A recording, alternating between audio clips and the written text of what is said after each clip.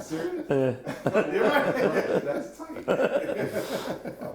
All right, so this is Be More Open. It's an open panel discussion with some Baltimore natives, some non-Baltimore natives, but just some brothers that want to have some conversation about the things that we're seeing in our city, in our state, and of course in the country and in the world. And we've been talking off camera about some of those issues, but really I want to delve right in. Everyone can kind of introduce themselves briefly, just your name, and then when we go back around, we'll get right into it. So. Alrighty. First up, I am Brother Nagu, Deep Study, Kqalm. Okay. Go ahead. Everyone knows me as Kqalm, as in Cool, Calm, and Collective, Calm, Strong. That's right. Okay, so I'm Ezekiel. I'm Marlowe, Septimius the Great. So the first thing we want to talk about is the state of the city. Where do you guys feel, see, experience that where we are now? And we don't really have to get into how we can change it. Just what are you seeing in our city? And that could be any part of the city. That could be, the quote unquote hood. That could be other places, different neighborhoods. We'll start off with you, Marlowe. Well, I'm a native Baltimorean, so I grew up in the hood, Park Heights, but I kind of raised myself, and I see Park Heights as the hood, but I've lived all over Baltimore for umpteen years, but I never went back to the hood. So I see parts of Baltimore as being nice. I see a lot of Baltimore that's not nice, but I think it's a conglomeration of a lot of different communities, good and bad, but we hear about the bad more than the good. Yeah. Okay. Well, I'm actually a native Baltimorean. I spent a lot of time out of the city and state, but I spent a lot of time in the city and state, state of Maryland and Baltimore City. I'm from the North Avenue area and the Sandtown area, which is, I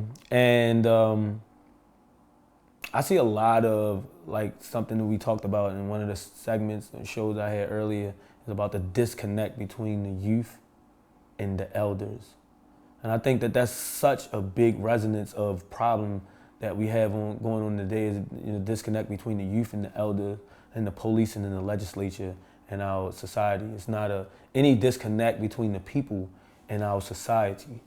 Even from, legislature and a councilman standpoint, when they say, well, what problems do you have? We tell them the problems, it's not like they listening.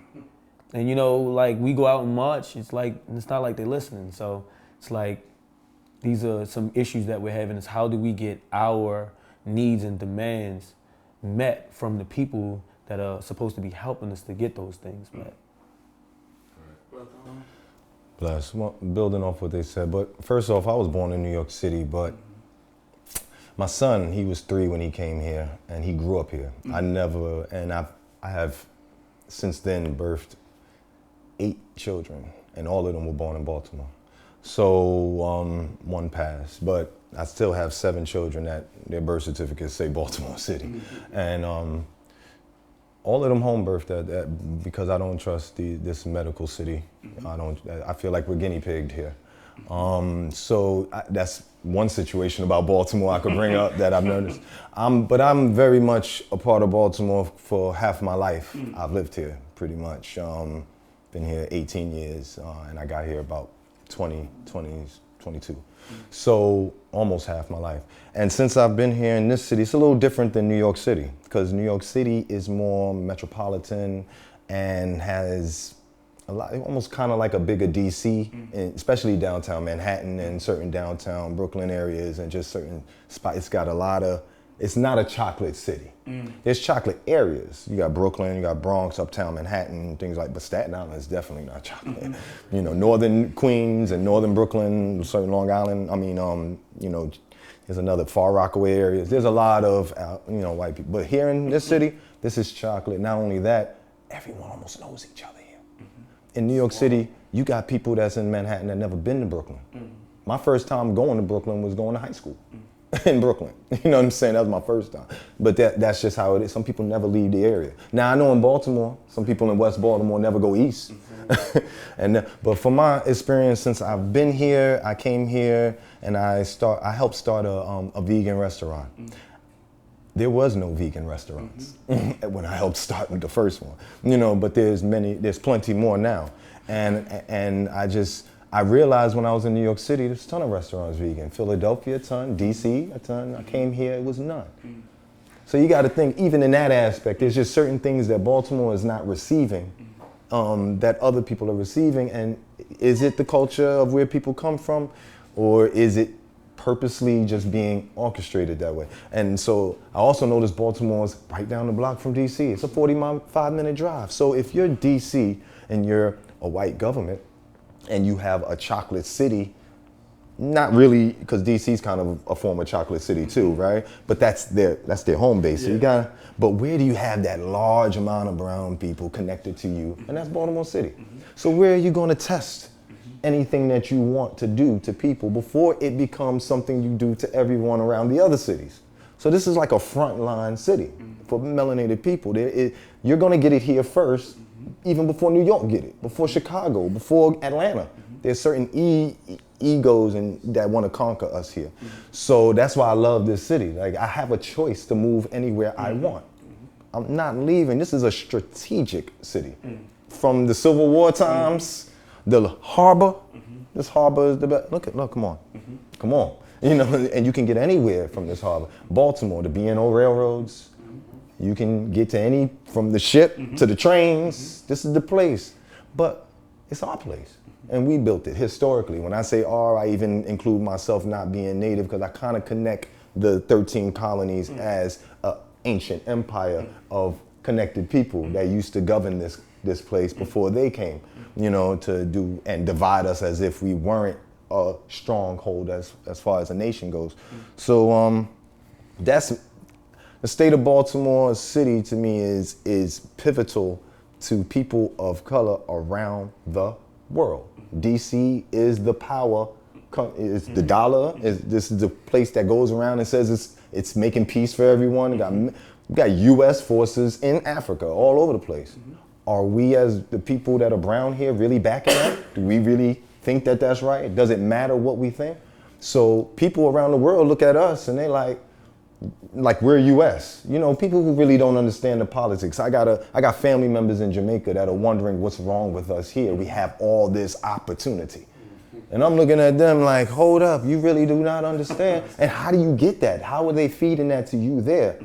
But I'm sitting right here and I see ghetto after ghetto after ghetto.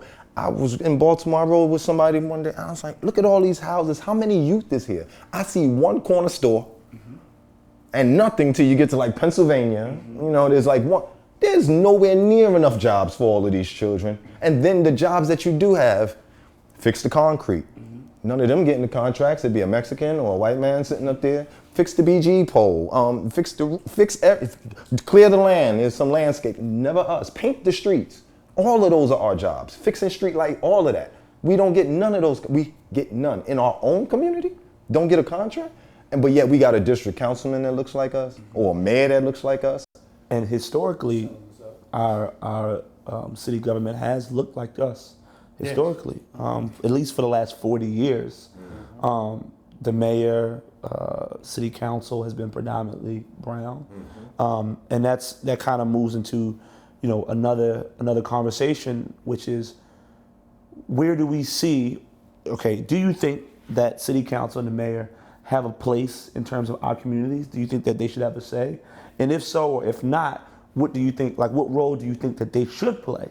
Well, how do you think, or do you think that we should leverage whatever, like you talked about demands. You said, hey, we got some people think, hey, we got a list of demands. And if we don't get this list of demands, we're gonna not do X, we're gonna do Y. You know, is that the approach? Or is the approach, you know, more of a, well, let's have a conversation about it? Or is the approach, let's get some of us who think like us, right? Because we both brown. Right. Us right here and people in the city government are both brown, but the mentality may not be the same. It may not be community oriented. So what do you guys think out of that, or do you have a whole nother solution? Okay. Well, one thing that I see is that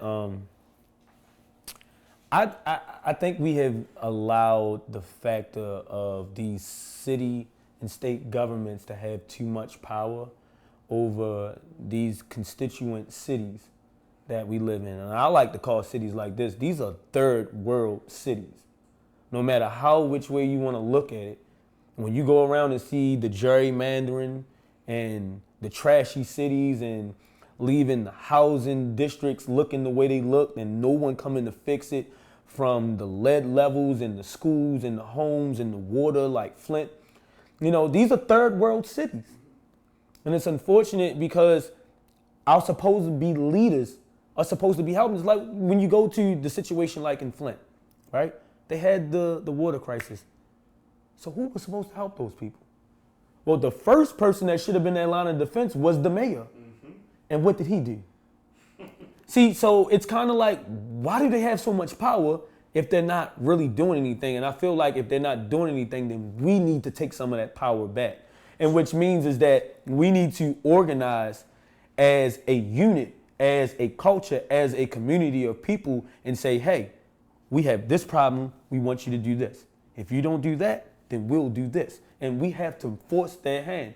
Now, see, when you go into the white communities, and someone gets shot in the white community, they rise up.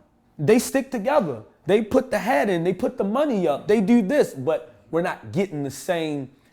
We're not getting the same contribution from our community toward these issues that need our priority. So Marlowe, why do you think it is that it's so difficult for marginalized, disadvantaged, black and brown people in our city? Why is it so hard for us to come together? What do you think are some of the things that's stopping us? I mean, you say you grew up on Park Heights. I grew up on Emerson Avenue.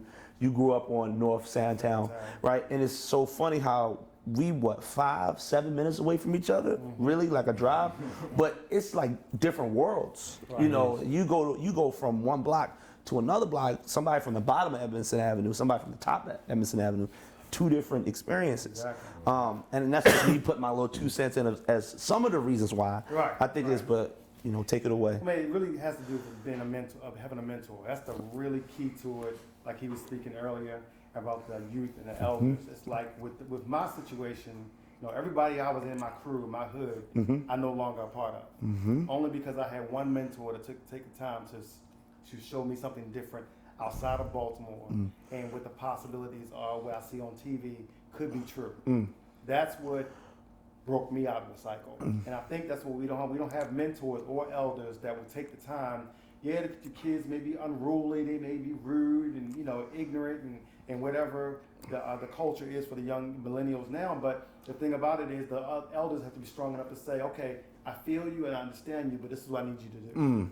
And that's what they need. They need to stick with them, not give up on them. Because we give up on them. We give up on the youth that we can break that cycle. You know what I'm saying? So that's the biggest thing. You got to find a mentor. And you got to find a mentor that believes in you and will accept you for your bad and good.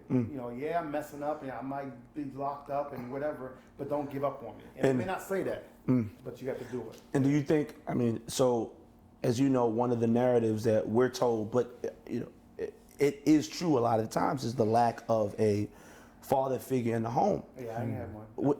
Which for a lot of youth is the initial mentor. Of course, the mother mentors certain aspects of what you're supposed to do, but the father also mentors certain aspects of what you just do in terms of your behavior, in terms of how you communicate, in terms of how you deal with authority. Right. Or in terms of how you deal with rules or structure, whatever those rules may be. Well, to give you an example, like my household, like my mother was an alcoholic, so I had no relationship with her. I didn't have a father growing up, so I kind of raised myself. So until I went to school and junior high school and met a substitute teacher, just kind of saw the energy or whatever, the positiveness in me to make me break the cycle. It's like I had no idea. I wouldn't even went on that path. But something in me told me to listen to this person.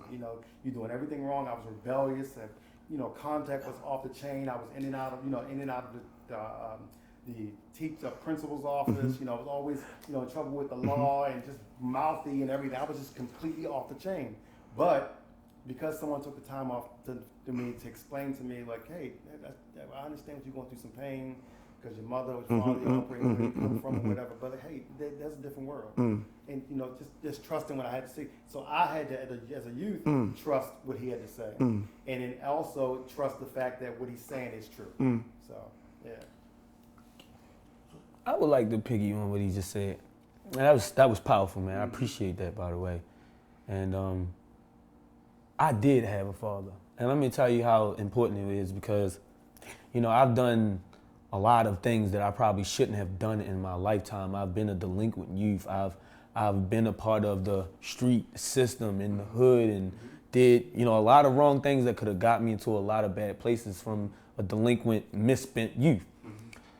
And why I'm here today is because of the words and the echoes in my head of my father and what was taught to me. And it's so important, and that's why people don't understand how important it is to have a father and a mother inside of home. It doesn't mean that because you don't have a parent, you can't get an experience out here of any kind.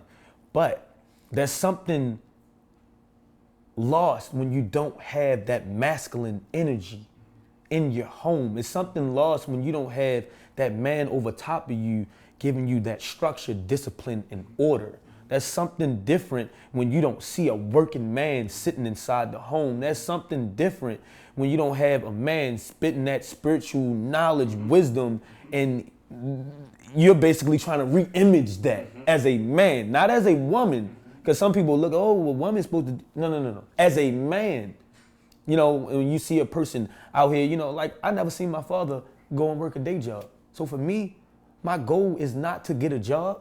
My goal is to own a business because I want to follow after those footsteps. And what your parents put in place are basically your stepping stone as you go along.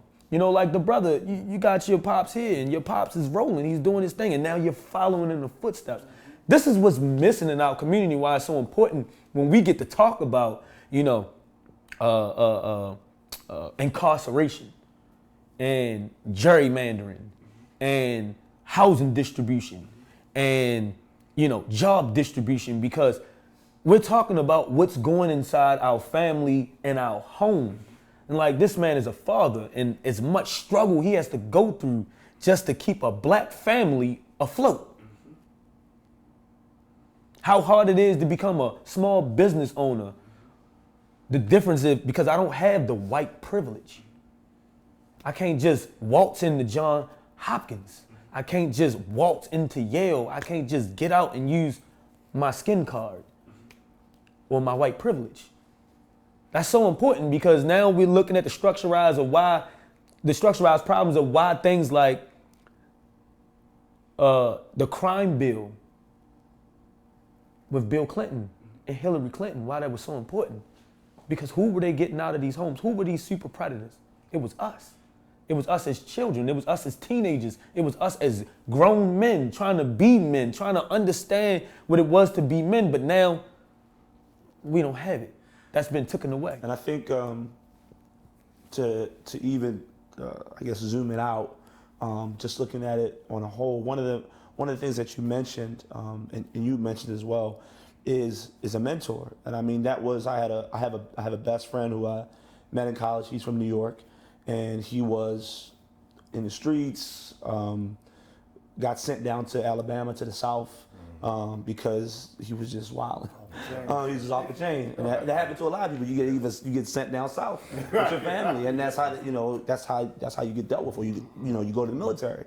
You get sent somewhere where your mother feels as though there can be that discipline, there could be that structure, that she, because she's dealing with so many other things, doesn't have the capacity at that moment to give you, or she might be giving it to you, but you're not even listening to it because, and this is not a sexist thing, this is just, there is difference, we can even talk about the tone of voice.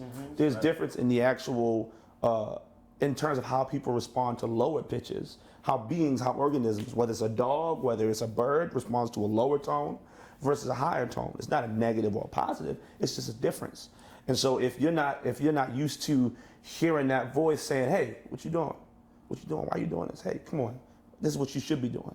And one of the things I wanted to say in terms of how you never saw your father, work a job, an office job or a daytime job.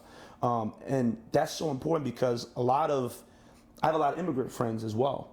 And a lot of my immigrant friends, some of them, be like, you've been in America for how many years? You have all these different programs and access and whatever.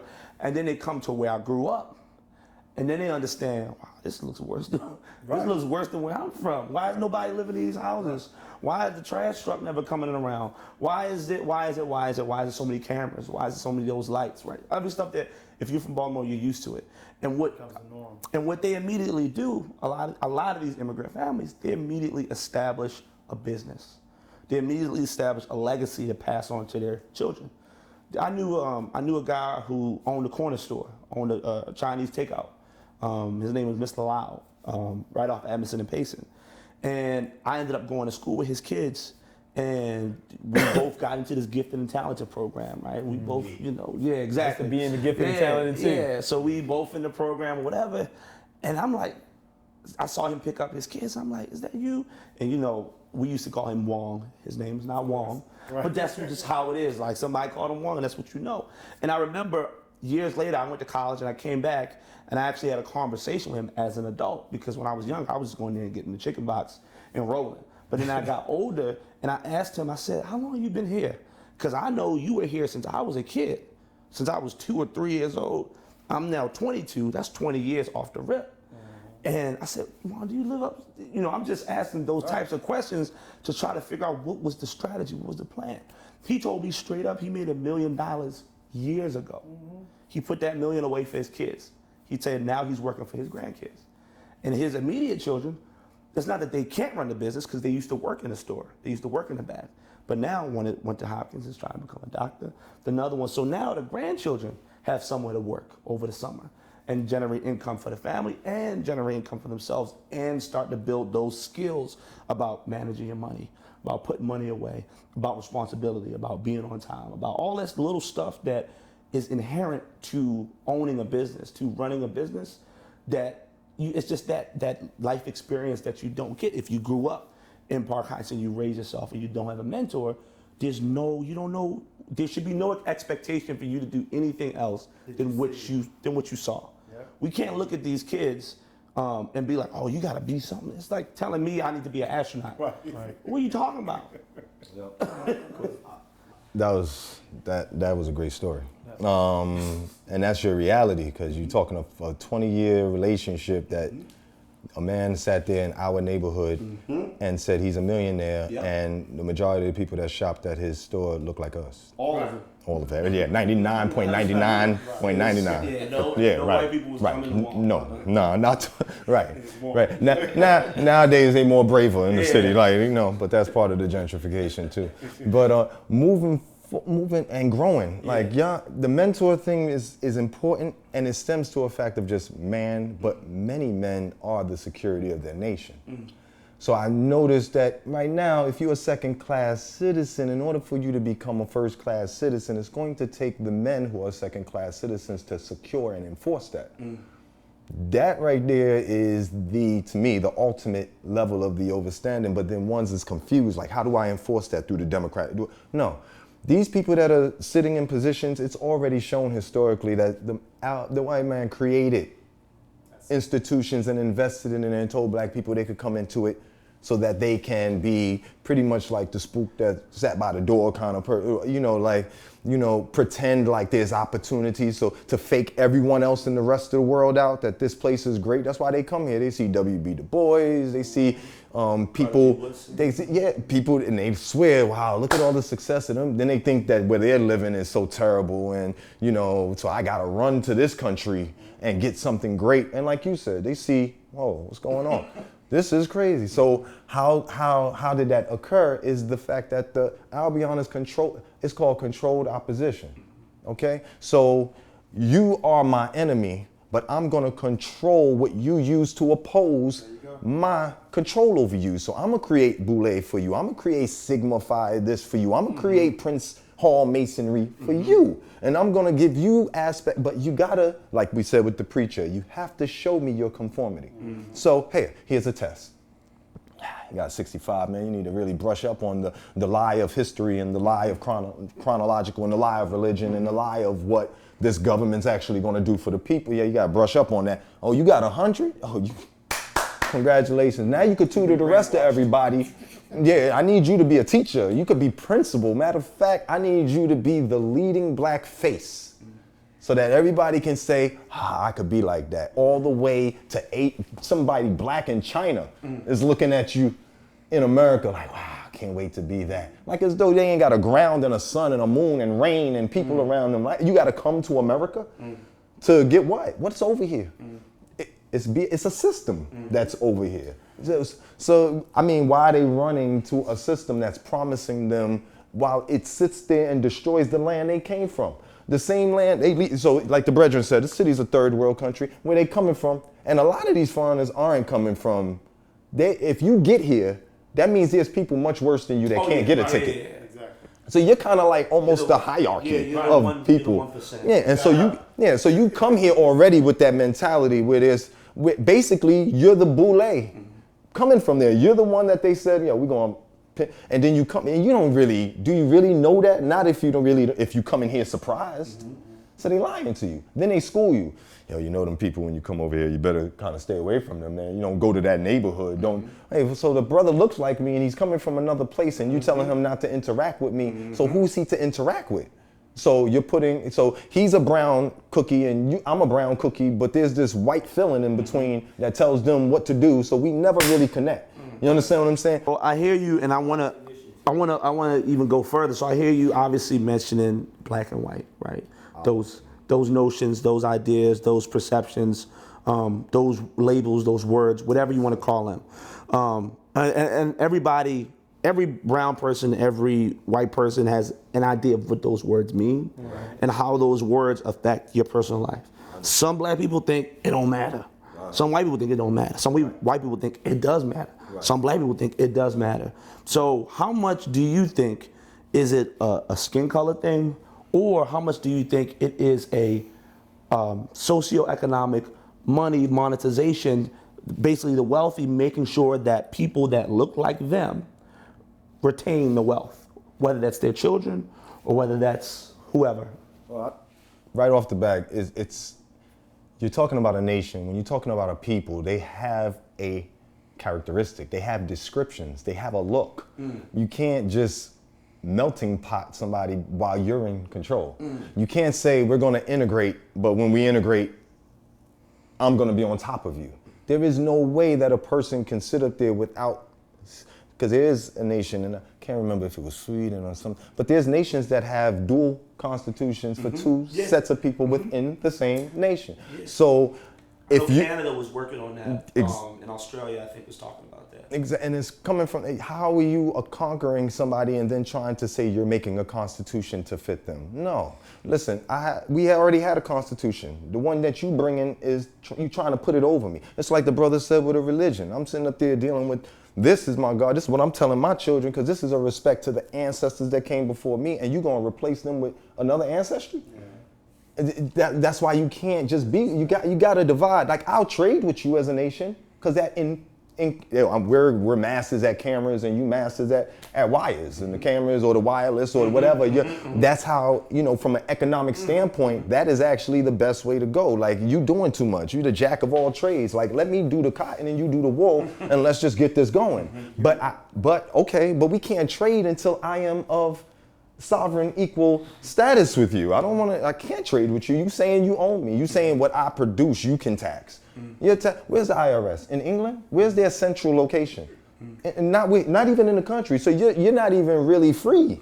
You're hijacked. You know what I'm saying? So now you're telling me so everyone comes here thinking America is free, but prior to America, this place was Great Britain. Prior to that, it was France. Prior to France, it was Spain. And prior to Spain, it was somebody you call an Indian, or that really, you trying to tell us that we wasn't here. But all of those aspects have roots to us. We taught civilization to any white. There is no white person that can sit up there and say civilization came to them from someone that looked like them.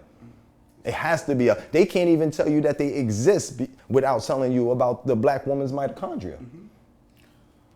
But so my reality to the situation, as far as just solution driven, is that black people have to sit up there and organize themselves in this USA and get over the propaganda and the hijack of this melting pot system. Even if you white, you can agree with me. If you really are about me, like, you got a white friend, everybody got a white friend. Well, go to your white friend and tell your white friend that you're trying to start a United States of a black America while they got this United States of a white America, and see how long they stay your friend.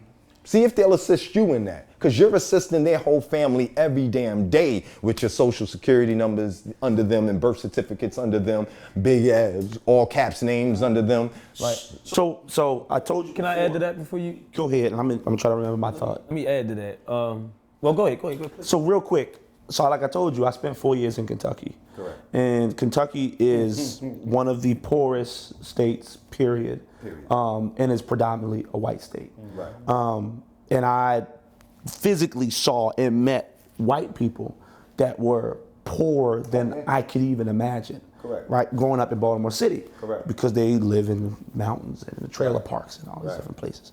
So, as we have all seen through this Trump presidency, that those people exist and those people have similar emotions to our emotions in terms of feeling as though they don't have a place, they don't have a voice, they don't have a whatever. And I always look at stuff from a perspective of who's making money off of this situation. Because as we talked about earlier, money is an exchange for your energy, right? You put X amount of hours into, I worked at Morgan Stanley, I worked at, all these different places. I gave them 50 hours, they gave me a couple $1,000, right? And so I bought into that system, right? There's other people that buy into that system, but there's people that put that same energy in and don't get that same amount and don't look like us. So I'm always saying in my mind, well, who benefits from me never even having a conversation with those people? Right. Because let's say if me and those people, let's say we never became the best of friends, we never whatever, but we both agreed that we ain't getting a fair slice of the pie. Right. Go ahead. So I'm just putting that into the ray because I'm from Baltimore, so I grew up in a predominantly black neighborhood, but I had experience, like you said, you went to Colorado.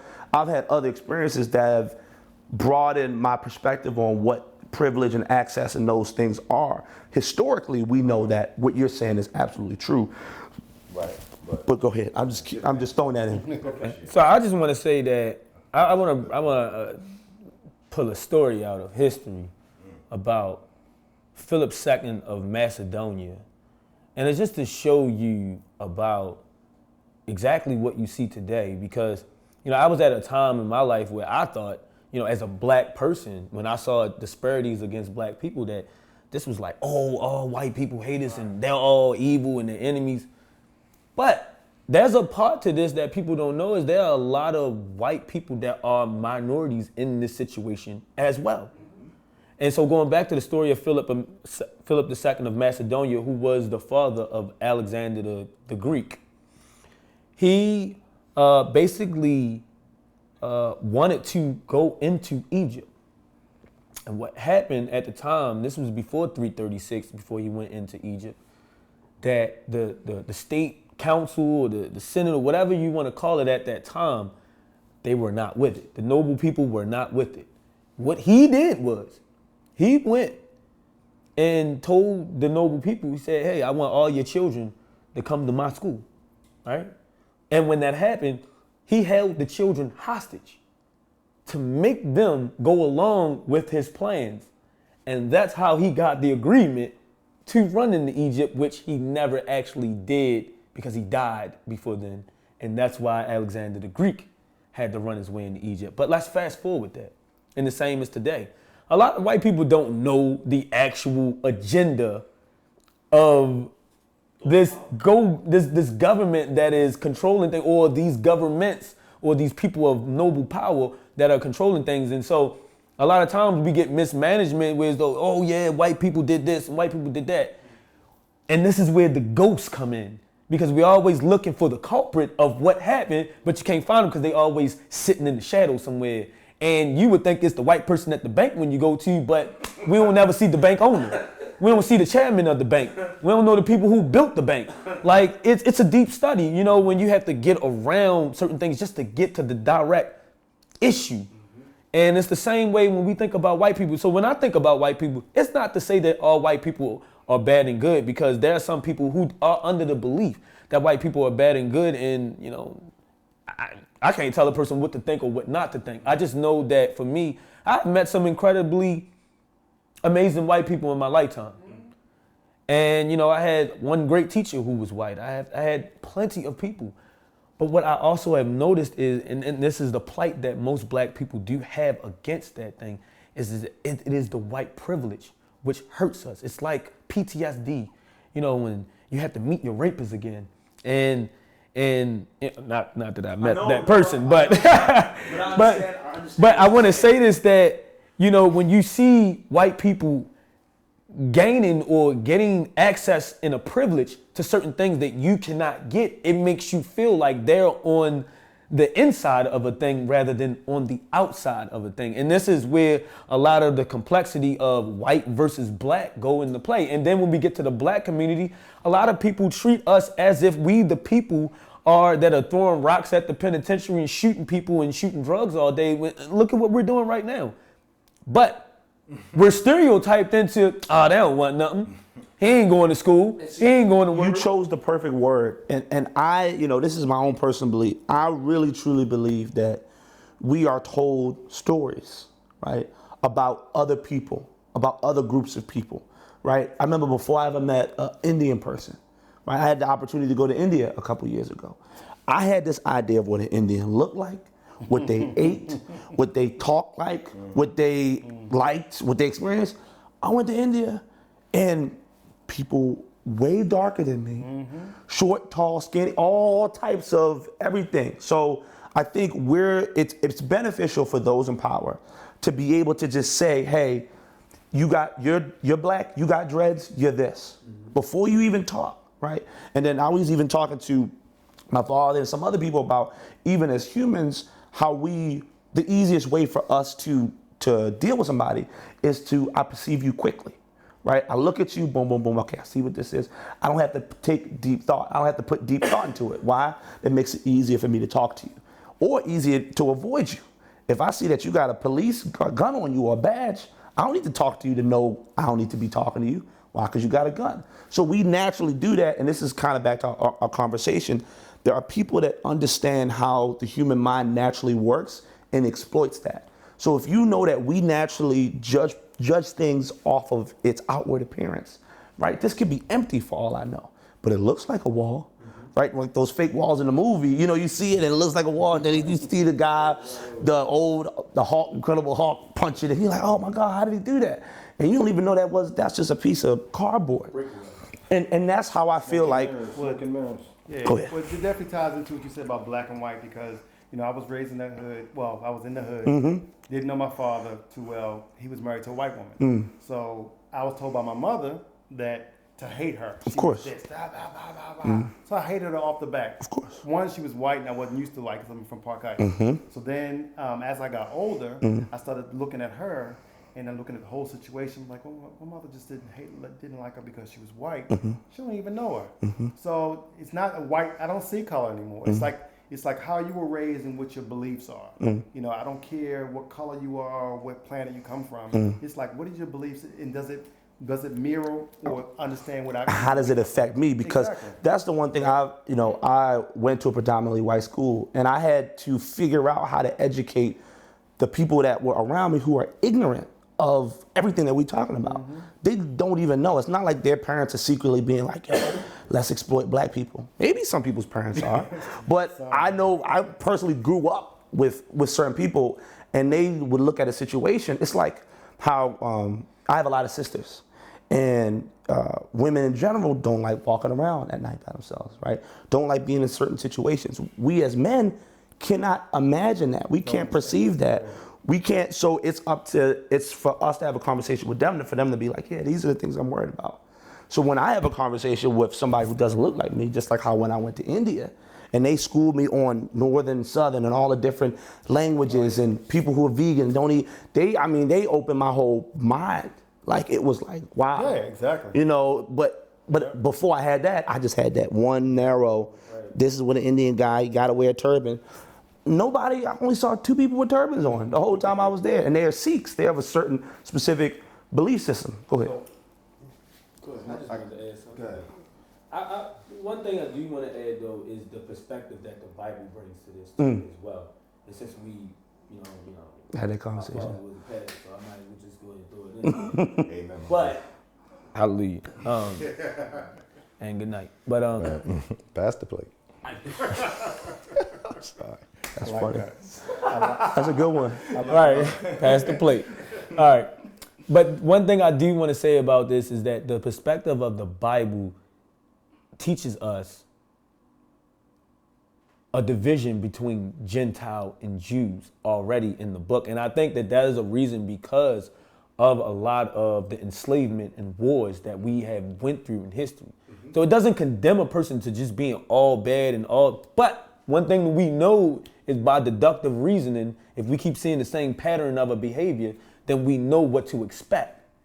And one thing that we have to be not so much as what our ancestors was, oh, we'll help. No. It needs to be a show me and not just tell me phase. We don't want to just be, oh yeah, I'll do, no. We don't want your broken promises. And that's what we got a lot and from our European brothers and sisters in history, whereas though they gave us broken treaties, they gave us wars, they gave us slavery, they gave us, you can't just come out and say, oh, well, black, you can't come into my community and tell me what I was doing in my community before you got here. Same like what's going on today. If these are our communities, you can't come into the community and compare and contrast what's outside of the community, whether what's inside the community. We need you to understand that you're a foreigner and you're trying to place yourself in the community. So at the end of the day, you know, when we get into white and black dynamics, one thing we have to understand is we've not done our real homework before we have let them into our societies, into our people, and let them command us as leaders, because it's not the fact that a white person can't lead, but if you're not leading the perspective from which my ancestors would lead, and I want to stick to the culture that I already was given. I don't need anything new. I don't need to be colonialized, okay? I just want to get back to the epicenter from which I started. And that is and real quick, that is regardless of your perspective on white people or what have you, right? What you're saying is, historically, Europeans, and we know, I mean, this has happened to this day, Europeans, the higher levels of Europe, not the everyday person, the high Europeans are going around to other smaller countries and saying, hey, you know what, I like what you're doing. Let me get the valuable stuff. Let me give you some smoke screen shows. Let me give you some education, knowledge, history. Boom, here's what you are. I'm gonna tell you what you are. And then I'm gonna roll out, and then I need you to pay me some money every month on what you're doing over here, because I gave you that thing that you didn't even want before. And so what I think is important to take from that is to understand the separation, not separation, but the distinction between people who have real power and people who are puppets. Because I think that a lot of the times as black people, we get mad at puppets, right? We get really upset, like when Obama didn't come to Baltimore and, I don't know, shoot a gun, or didn't, you know, go down to North Avenue and kick out the superintendent. Whatever it is, people in their mind had an idea of, okay, you black, you supposed to do this. And I'm not saying he was a puppet completely, but he entered into a system that don't really need him. He's for us. He's in place so that we can go, okay, this is the guy, okay, I'm mad at him, but I'm happy with him sometimes. It's like I don't know, a principal, but at the end of the day, the teacher is the one that's in your class actually giving you the information. Bad cop, good cop. So that's where I feel like we get hung up on, like you said, ghosts in the opposite sense of these people that don't really move the needle. They don't really have, go ahead. If I could just interject. We come from, he brought up Gentiles and Jews, and that's real, because Gentiles actually mean a group of families, you know, that know who they are. For example, you know, and then you have Jews, which is really coming from Judah, Yehuda, really Israel, not the Jews that you see with the black hats. It's really kind of like people of this complexion, Jews and people that are white Gentiles. But come on. So the reality though is you're talking tribal. You're talking families, clans, tribes. Okay, and we lost our tribe, so it's easy for us to sit and feel like multiculturalism makes sense to us. That's fine, but you're not going to go to the Igbo and the Yoruba and all of that and tell them they got to let some white people up in that. You know, so that's not going to happen because they broke us down so far. We accept things that is part of the life of a conquered people. We are prisoners of war. That's right. So when you're a prisoner of a war, you can't integrate. Yeah. So you can't integrate with the people that are warmongering with you and act like now there's peace. Right. There is no peace. Your people that are prisoners have not had a treaty respected that y'all are of a nation. Y'all been told, listen, I'm gonna give you come out and I'm gonna let you have this job. I'm gonna let you have this. I'm gonna let you be a Democrat. I'm gonna let you be president. I'm gonna let you be the head of the UN. I remember Kofi Annan. That was like the funniest show I've ever seen in my life. Because his brother's not the head of the UN.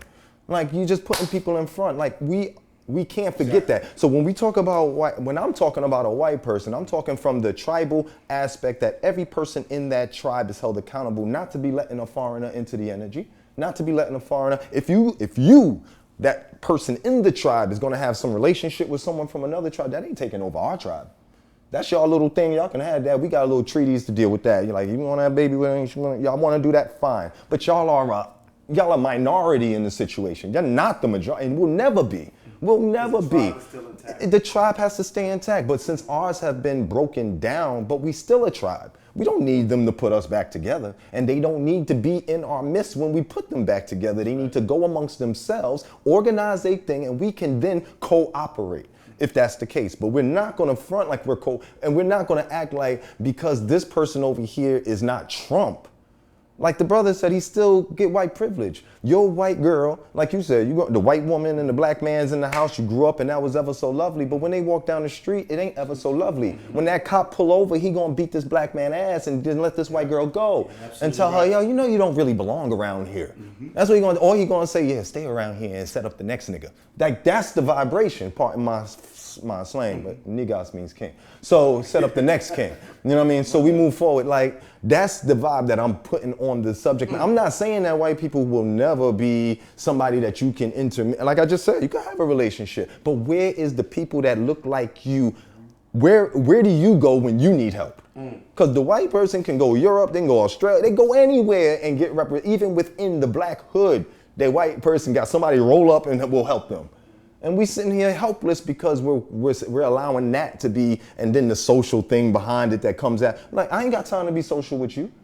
I have no time. I'm a man that's supposed to protect my nation, and I'm sitting up here having this little lovely conversation. Listen, if I do that, then that's straightly just underlying. That's really just like if I punch him in the face right now, it just ain't gonna make sense. You know what I'm saying? Or if I sit up there and protest against something, that ain't gonna make sense. They not the power. Like he said, you roll into the bank and that person's sitting there, but they still are manifesting something to your child because you running over there and they got the job. They got the situation straight. They can roll out of town. I walk down certain blocks, white person look at me, they like, how the hell did you find this block? And I'm in Baltimore City. And they like, I'm walking down a block, down 83, this lady come out, she jump in her car. I go downtown right around here. I seen 3 people grab their phone as I'm walking past them on tables. They grabbing their phone. Like, I don't want to live around you. Why are you living around me? And you have a place where you came from. You're not from here. So if you're going to stay here, you're going to need to stay here under some conditions and rules of the people that are indigenous here. And like, that's got to be the... It's funny because I joke, I joke, but I'm serious. It's interesting that you say that because I say the same thing when I see, the new crop of Hopkins students go in. And I was getting coffee with one of my friends, who's from Ghana but lived in Brazil, and he has a crazy background, and he's able to, give me different perspectives on stuff. But we just sitting talking, having coffee, and I see the Hopkins students, and they're not used to seeing, like you said, they're not used to seeing somebody that looks like me or my friend at a coffee shop that looks like whatever it looks like. And I always strategically put myself in those positions because I remember one time a couple years ago, I was sitting downtown in Harbor East or whatever. And I'm sitting, getting a coffee on one break. It was like one of my first jobs. I was working at J. Crew or something like that, right? Getting a coffee. And I see this young black kid look at me and was like, wow, you sitting over there? Like, you allowed to sit over there? And I didn't conform to sit over there. I didn't change my speech to sit over there. I didn't put on a collared shirt in these pants, whatever that means, in order to be able to sit over there. I was over there with a regular t-shirt or whatever on. And I think to try to bring it forward is like, how do we now move, right? How do we now operate in a city that is already way past the point of realistically, it's like the Chappelle stand-up. He's like, how are we going to take up arms? And we talking about solutions right here. We're talking about, so what do we do? Let's say, right, everything's on the table. How do we legitimately, because at the end of the day, would we 12, 13% of the total population of America, right? Of course, we know our impact culturally is like 95%. But in terms of actual bodies, we only, and I'm not saying it's a bad thing, but we only have 12, 13%. So my perspective in America, that's what the numbers say. I don't know.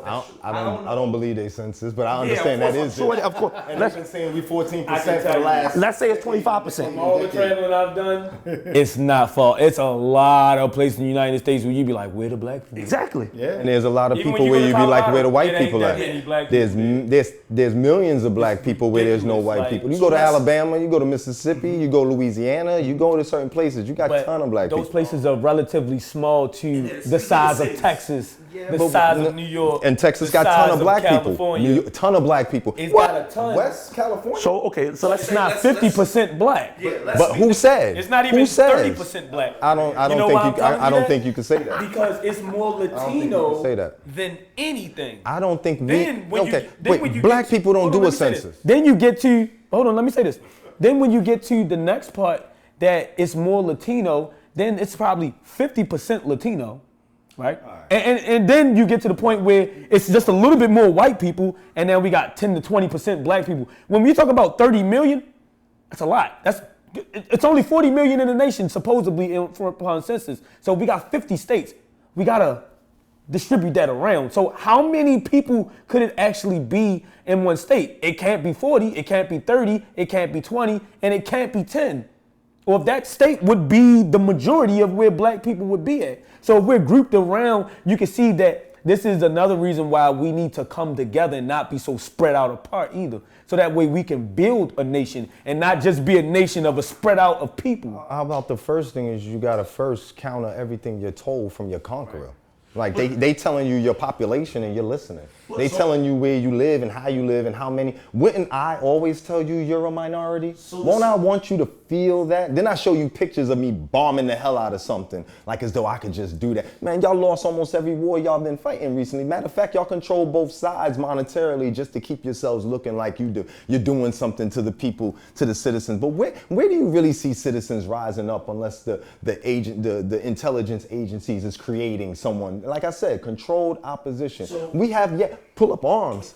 First of all these white people, they don't have it like that. If you sit up there and realize your area, take care of your area. Let them prove they got something for you. But if you sit here in Baltimore City and you saying you can't take over these police stations in a matter of 24 hours, because what? A few of them got a few guns? It's hundreds of thousands of us. If you sit up there and take it, it's like 300,000 men. Wait, hold on. If you were able to convince your people like they're convincing us of what we think every day, then how they get a black man to join their military? How they conquer you and get you to join their military? They have to propagate that. So now you have to do that for yourself. You have to counter that one man at a time. One man at a time. If you really bout it, you got to go do that. Because seriously, everybody got a phone. The phone is promoting what they want you to feel. Right, so you got young 17, 18-year-olds growing up, becoming into manhood, and 18 is your front line. That's your military. When a black man turned 18, he's in your military. He doesn't know that anymore. Now he's sitting up there joining their military, or like, I ain't fighting with them. Them people is crazy. Yeah, but who you fighting with? Because you're a man. And then after a while, because this man don't have that practice, he starts to not be really manly. Like after a while, now you're 19, now you're 20, 21. I'm 40 years old. It takes a lot for me to stand up and literally say, I'm still gonna fight for my people. It takes a lot, like you said, because you sit up there and feel like it's not reversible. But guess what? Okay, so if it's such a big thing to think it's not reversible, isn't it such a big thing to think that they can continue to do it? Like, really? Like, is you getting your revolution back as hard as it is for them to maintain a world order while they're depopulating, while they're filling you with lies to maintain it, while they're filling you with fear to maintain it? Oh, look at ESPN. We're bombing Saddam. They're going to show a war on TV? They did a war. I was growing up. I mean, when I saw them bombing Iraq on TV, called it shock and awe. Like, who's in awe? Who's shocked? They trying to shock me. Who the enemy of the state? The same people you conquered. We the enemies of this country. To them. So right now you can go surround City Hall right now. It's gonna take them a minute to get there. When they get there, everyone in there out. Get your brother's locked up. Release him now. I saw Malcolm do it. Y'all saw Malcolm? He got a little power, but that was a bunch of black people organized running down to that precinct telling them dudes like, listen, because I know one thing, this is black America. It's not too late to have a gun for everyone. And you don't have to get a gun directly because you might have a record or you can't afford it. There's ways to organize security teams where you can arm a brother that's straight out of prison. And no one could tell you you're doing something illegal. But it's ways around it. We got to organize that. Then you turn around and you say, hold up. It's not just, you got to understand, you're dealing with an economic structure. You're dealing with people who have stock markets. You turn that shit up. You sit up there and turn Baltimore on his ass. Watch these people like, oh my God, I don't have no trust in this country no more. I have no trust in this dollar no more. I have no trust in the economy no more. They start shutting up their money, taking shit out the banks. These places start falling the hell down. One city, I kid you not, just take down Baltimore. Legg Mason gonna be mad as hell. Everybody gonna be mad. You taking away from the vibe. I'm gonna let you, yeah, Bredger, my bad. One thing Did you want to get into this? Okay, because I know you've been waiting. But one thing I did want to say about this vibe is that, yes, there are situations where, I would hope that it never leads to a situation where we would have to just take up arms and have to get to a situation like that. So speaking about what can be done in the interim of those things, one thing I do need to think back is a forceful take back needs to be of our city and local governments. And this is why I say we need to have real strong elections that are actually putting people in power, and it doesn't need to come from the basis of I went to Yale and I was in the Skull and Bone Society and I knew a couple of whites from over here and, I got Chris Van Hollen in my background, but we don't have District 7 or District 12 or the city on our side. But there's a problem there because it's not a constituent-based democracy. It's not a citizen-based democracy at that point. It's a government ran because it's not democracy anymore. This is what we call what do we call this again? What's the word that we use for autocrat? Autocracy, oligarchy. Autocracy, oligarchy. And this is where we keep things in power within self, with those people. And that's what they're doing with their self. We we can plug this person in because he'll help us. But they're not helping the community, but we're also voting for these people. And that's what makes it even sad that we're out there picketing and marching for the people who are helping us against our own health, wealth, and development and giving us our own destruction and peril. You want to go? And in Baltimore, like I said, for the last 40 years, those people have been brown folk, right? And so this is what whenever I think about, okay, hypothetically speaking, let's say we're able to unify, right? That's assuming that we all on the same page. America can't even unify. That's the problem, right? Without us, without us, they not even unified, right? You mean a white America? Yeah, white America's not unified. They buy into the system that's set before them.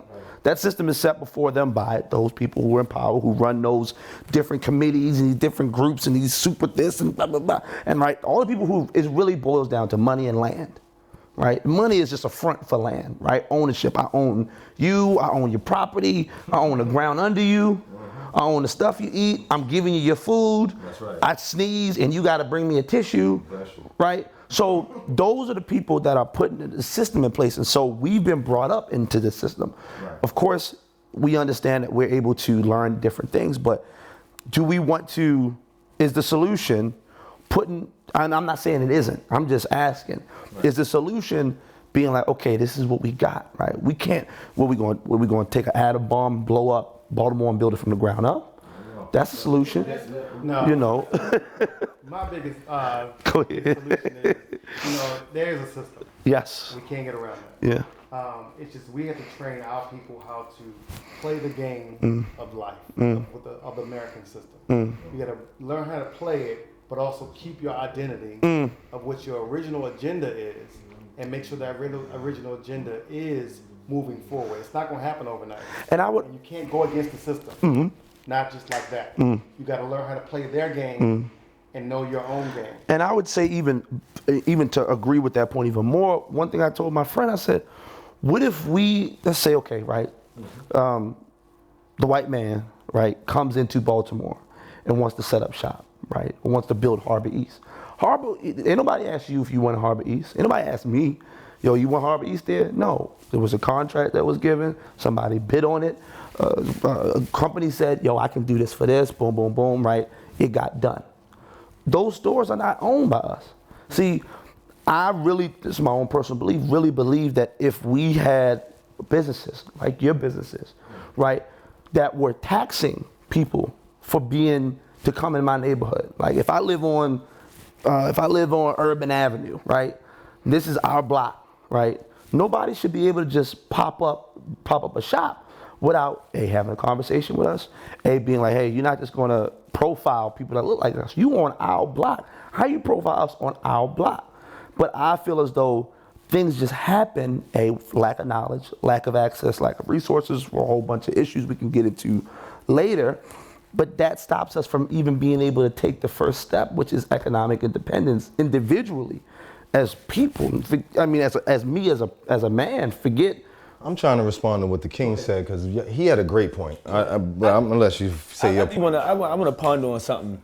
I disagree with what you said respectfully. And one take here is that I think that there's a need for a new system, and we cannot. And I say this again. We cannot sit here and go by the same rules that has left us in a state of which we at today. Okay? If we think about it, right? 1776 happened. Okay? That was almost 250 years ago. 240, whatever. What has changed between the physical hardship of slavery that was going on then and the socio-economic slavery? Because now we don't need to whip you into shape. You're whipping yourself into shape. Okay? And that same system has not helped us. We haven't got promotions. We've been demoted. So when we say we want to get into the system and change it and make it work for us, didn't we try that during Reconstruction? Didn't we try that with Black Wall Street?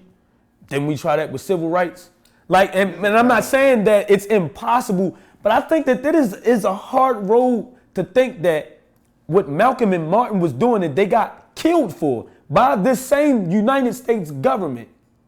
It is because that they don't want to change, because that changes the scales of who's on top. And therefore, they don't want to change that. But we need to understand that it's not a want for us. It's a need. It's a need that my family shouldn't be eating with a rat on the corner. Okay, it's a need that the housing that's next to my house needs to actually be renovated so the rats don't come through the wall. Because, you know what I'm saying? Like, this is a need. This is not a want. So I feel like there's some things that need to change. And I mean real quick. And I feel like the one thing we need to do is take back cities and governments. And I don't mean in the sense like we got to just roll up with guns. But white people do it every election. How do they gain ground? How are they able to let Texas itself run laws? Because they're putting judges in place. They're putting lawyers in place. They're putting politicians in place. They're putting mayors in place. But we're doing nothing. And we're sitting here voting for the same thing. They have a plan. Right. And those people go through an educational system that they created. See, You have to go through the system. But this is the conversation. So like, let's say you're saying we can't go through the system, right? Whatever. What is the system? I think the brother had a point, and the brother has a point. And I think that's where it comes. It's like system or no system. It's a history to our system. The history to this system is that it is our system that someone has invaded. Similar to your body that's been vegan, but now someone pumps it with meat every day. It's still your system. Now you have to cleanse the meat out of it. So we giving them too much power to make it seem like they ever had the mind to create a system. They never did. They duplicated the system. They don't have the genetics to create. They only have the genetics to copycat. Monkey see, monkey do. So let's just get it there. Now, the reality on that aspect is that now you have to clean up your situation. And if you can't enforce the cleanup, then you're not going to clean it up. They got to see that you will bust a shot. And then their mothers got to think, should I put my son out there? Should I put my child out there? Because then you get your women to go and your woman go over to the left. She be like, yo, these brothers about to bust because y'all done did all of these atrocities. Look at this, look at this. Look at the list of atrocities that y'all have done. Don't act like, and now we in agreement. Like, you agree these atrocities happen? How about you? You agree that these were a list of things that they did based on their power? I'm not saying every individual white person, but I would let white people around me know that it's going to be hard for us to decipher. If you're really on my side, if you're really thinking about what I'm thinking, then you need to go revolutionize your people. You need to take yourself and go and stand up to Trump. Like I'm about to get my people to stand up to Trump or Israel or Russia or England or the Pope or any one of these people, even from current or far, like the brother said, local. Like, you can't be afraid of the situation because at one time you had a world order and now they do. So they weren't afraid. Somehow or another, they took you down. And they didn't take you down in a way where now you're going to get some fair treatment. You're never, ever, anywhere going to get fair treatment for them. So within that now, okay, so how do we do that? We're going to pick up guns? No. Okay, we could boycott. You can start with the boycotting first. You list your grievances. You let them know, these are my grievances. Democratic Party, Republican Party. Let people see the proof. Bring it out, because people love these parties. Come show. These parties are ran and funded by the same people. They just put the Republican over the Democrat. They put Fox 5 over CNN, but they control both. Right. You understand? They don't care. And then you thinking like you are. And what's your proof on your census? What's your proof on the election turnout? How do you know that this person got elected? Where is your proof? Who of you do you trust to say, yeah, this election was really real? I've recounted. I see the computer. No, Dick Gregory got a YouTube out, bless the man's soul, where he said he won the presidency in 60s because the damn computers came out wrong. And then they had to retract. Check it. Look it up. Dick Gregory. Look it up. Because they're controlling the outcome. You can go there and put in a ballot. You've been picketing 2 years. You've been following somebody, and it's been a lie the whole time. Forget that election. All of them damn elections. Your grandmother's whole time of living was a bunch of fake elections. Even when they came with the civil rights movement and integrated you into that, you're going to say that all of y'all wanted that? Do you really think we all wanted integration? No. They publicized Martin Luther King and a few people marching in different places so that they can get the advantage of us and say, you know what, I'm tired of these black people having their own schools, their own Negro League, their own land, they own this, they own that, they own that. It'd be better to make them think I'm going to share with them so I can take away what they own. Now we own nothing. Now we're sitting up there, well, this white person ain't too bad. But that white person was nowhere near you before. When you was in your hood with the all black, they'd send like 1 or 2 white people through just to be little.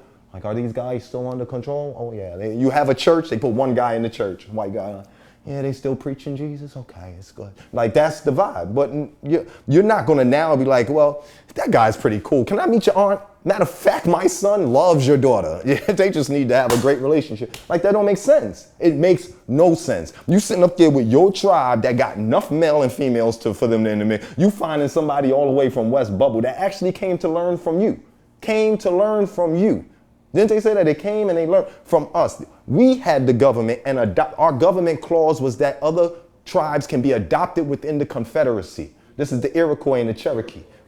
That's what we had. So when they came over here, that's what they were taught. And we allowed them through adoption because we had no racism. We allowed them through adoption as a people, not our tribe, adopt their tribe into the situation as Englishmen or whatever they wanted to call themselves. We allowed them that.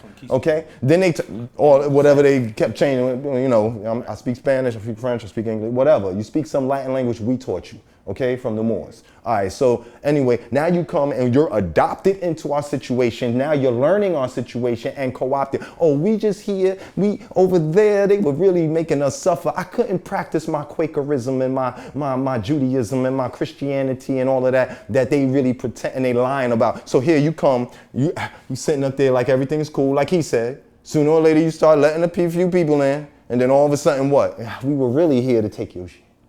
Oh, we're going to do this. Well, what do I have to do to get my children back? Well, you can go over there and shoot that over there.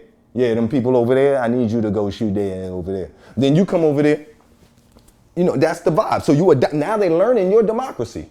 They learning how to have an executive and a legislative branch and a judicial branch, and they're learning that. But now they're going to, as they take it over, they're going to make it something where, through confusing you, that you never taught us this. We brought y'all all here on that damn ship called Jesus. Y'all, other than that, that's the only way you got here. Matter of fact, before you was here, because you got to think, well, black people are the first people on the planet, but we didn't get to America till a white man brought us here. Like, go ahead and believe that if you really want. Like, we never sailed a river until a white man sailed it. Like, we taught you everything. There ain't nothing about life you don't know. So how you going to discover America? But then tell us someone was here. Then tell us you wiped them all out with something small like pox.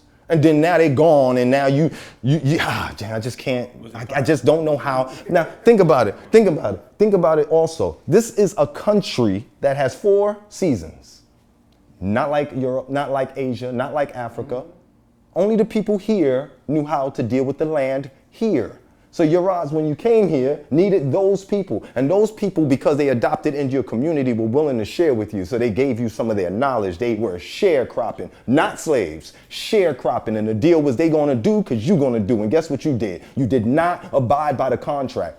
That's the vibe. 1770, this Civil War is not a civil war of white Southerners and white Northerners. We're the black Southerners, okay? That was fighting the whites. They ain't gonna tell you the truth about the Civil War. They ain't gonna tell you the truth about the War of 1812 or the French and so-called Indian, where we were the ones called Indios. When Christopher Columbus came here and he has a book called The Prophecies of Christ, that brother wrote inside that thing and just gave us all the description. Then you go to the American dictionary that says in 1828, copper-colored people is what an American is. That's the definition. It doesn't say white. It don't say Indian. It says copper-colored people. Put a penny on me.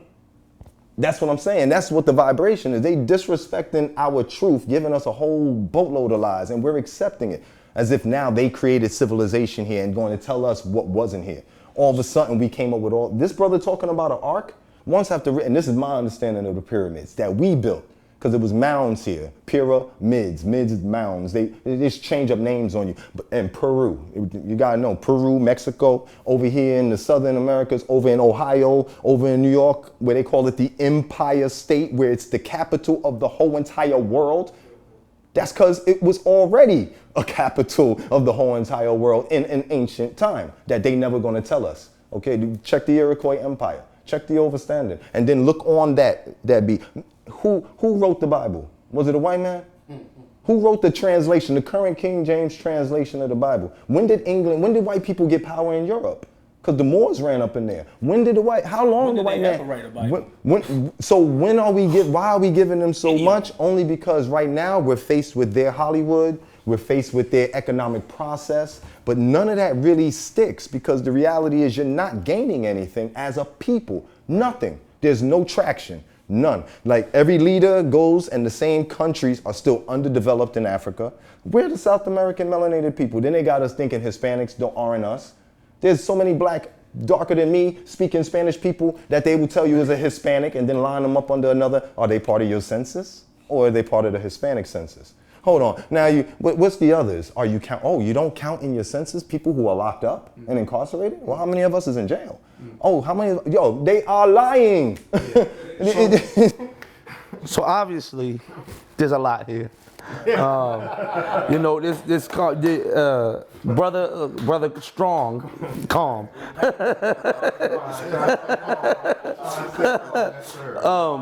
That's the name. Yeah, there's a lot to cover because history is long, and as you put, we as a people, we have been through a lot, and there's a lot to try and reverse, unpack, get rid of, destroy, rebuild, all of those things. And I think that these types of conversations, as small as they may seem, start to make the little changes, at least for us mentally, for how we communicate with other people in our lives. You know 100 people, you know 100 people, I know 100 people, you know 100 people. That's 2,500 people that might be changed based off of this conversation because of how we communicate with them. So this is definitely really important. I want to go longer. I would love to have this conversation, but I promise you, we will have another conversation. I do want to add something. Go ahead. Add one. And it was going to be something I was going to talk about, but I'm going to make this really short and really brief. Since we're talking about the black community, Baltimore City, unity, change, all of those things. One thing, a good practice is that we need to start looking at our own kind, not as enemies, not as oppositions, not as a pawn in a chess game, but as family. You know, when you see people on the street, say hi to them. Ask them if they're okay. You see a man pulled over by the side of the road, his car, his truck is messed up. Ask him if he's okay. See if everything's good. You see a man looking for change on the corner. It's not for you to worry about what that man is going through. You are that person's help. It's no white people just coming down. Hey, you know what? Let's give them buckets of change today. It's you or nobody. And even though a lot of people, we talk crazy about our poor people or whatever, don't forget, no matter how much money you got or don't have, you're still one of us. Yeah. And let's be clear about that. If we take pride and prioritization in our own people, we can build. We don't have to wait for someone else to build. And if we let someone else build these people, then they will be the ones who are actually directing and giving the continuity of what they give as far as fruit in this world, in this community, or wherever. And that's so important. So let's invest in our people. Let's invest in our community. Let's clean up that community. Let's make sure that we're being respectful to people. Let's make sure that we're actually lending a hand to things and not just sitting around letting things be and hoping things actually get together, because we know faith without works is dead. So with that note, I just want to leave that there. And I agree with that because, like we talk about the youth and the elders, a lot of people's minds are just, they're broken. And we have to build their mind up. Like you my brother, you all my brothers. And do I want to associate with all my brothers? No, I don't, because some of them have broken minds and don't have the strength to go forward with an agenda to change things. So that's when a mentor maybe not mean a person, but it's what you feed a person to empower them. And that's really, really important to me, because I would love to help all my brothers, but some of them are not strong enough, and I'm not strong enough to make them strong. So therefore, I'm hoping somebody else is able to make them strong. I can only make someone strong that I'm comfortable with. But somebody else has to be able to get through that person to make them strong. And that's how we get it together. That's the unity part. Because we are a broken people. Yeah. We're broken because of what has been done to us. But by leveraging each other, you know, in terms of, and really just sharing with each other, we're able to, you know, you might be able to give him something I can't, you know. Like we all give each other something today. Yeah. So we gotta wrap it up, but we'll be here at our scheduled time next time, whenever that is. But thank you everyone for coming and sharing and being open and honest about how you feel. I love the open and honest conversation. That's great. So this was Be More Open, and I thought we were pretty open. I like it. And we'll talk next time about, I'm sure, a lot of these topics and some other stuff. Namaste. I like it. Yeah. So that's it.